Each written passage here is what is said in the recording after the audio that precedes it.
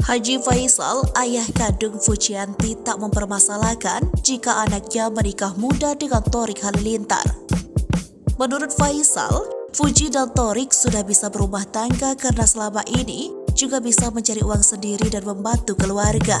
Faisal juga tak mempermasalahkan jika Ken Halilintar belum memberikan restu kepada Fuji, sebab menurutnya semua syarat nikah sudah terpenuhi. Sebelumnya, pasangan sejoli Fuji dan Thorik diramalkan akan menikah tahun 2023 ini. Faisal selaku ayah Fuji pun sudah memberikan lampu hijau.